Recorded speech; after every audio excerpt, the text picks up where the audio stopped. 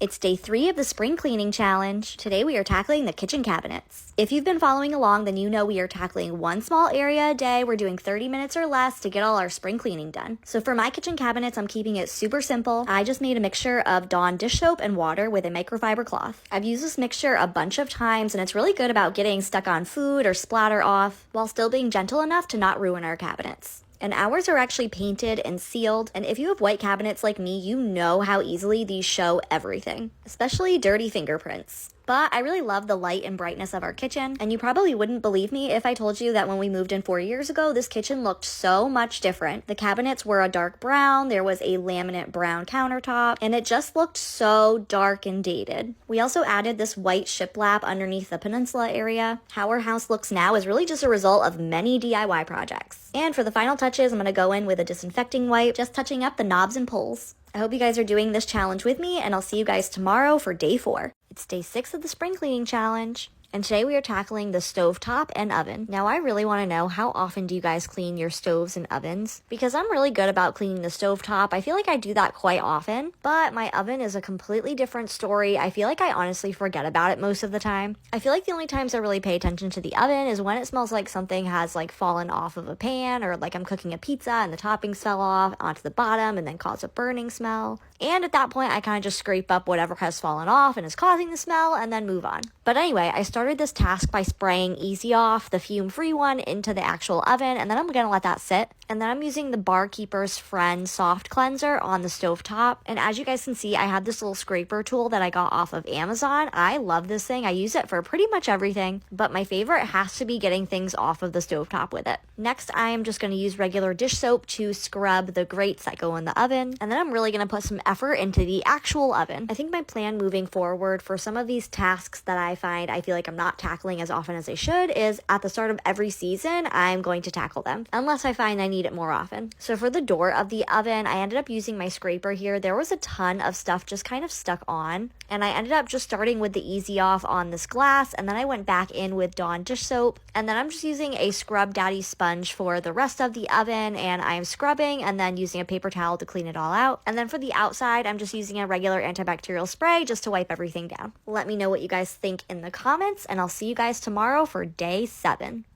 It's day 5 of the spring cleaning challenge, and today we are tackling the doors and windows in the kitchen.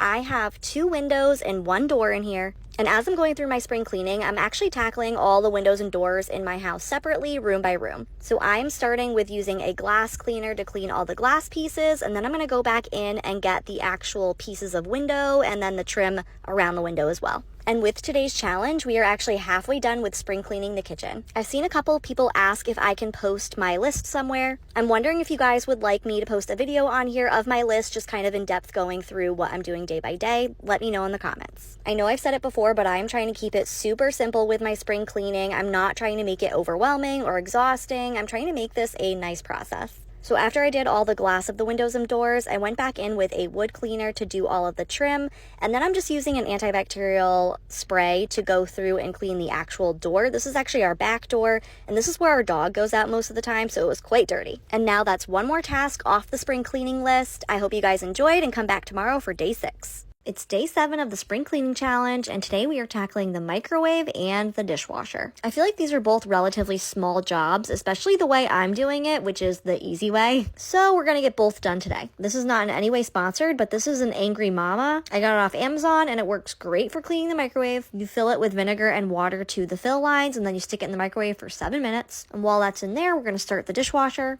First, I'm just going to scrub down the sides of the doors and the little nooks and crannies. I'm just using a regular antibacterial spray for this. And I'm actually going to use a dishwasher cleaning pod to clean the inside of the dishwasher. But first, I'm going to clean out this filter. I usually clean out my filters pretty much on a weekly basis. And then this is the cleaning pod I was referring to. It is a dishwasher cleaner. There's my nosy dog.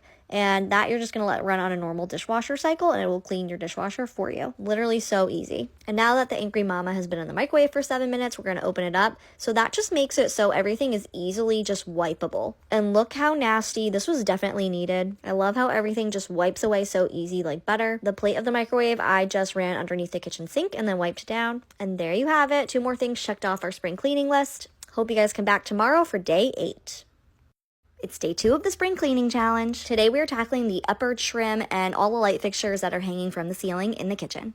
For the remainder of the kitchen, we are really working from the top down. If you missed it yesterday, we tackled the nasty garbage can, which I'm so happy that's taken care of. So at the very top, we are doing the dusting in between where the ceiling meets all of the trim and the walls. And from afar, this actually really didn't look too bad to me, but I'll show you guys here in a second what it actually looked like once I took the pad down. It's always so surprising how quickly dust accumulates. And now we're going to wipe down all of the light fixtures that are hanging from the ceiling in here. As you can see, some of them were super dusty, and I'm just using a plain microfiber cloth to get everything wiped down. And if you've got open light fixtures the way I do in my kitchen, don't forget to wipe down the light bulb as well. And a little tidbit of advice is to turn the light off when you're doing this so you can see the dust better, and so you don't hurt your hands on a hot light bulb. And we also have one ceiling fan in our kitchen. For this, I did a dry dust first, and then I'm going in with some wood cleaner just to get all of the blades. And that's it for today's spring cleaning task. Make sure you guys are following along with me to do this challenge too, and I'll see you tomorrow for day 3.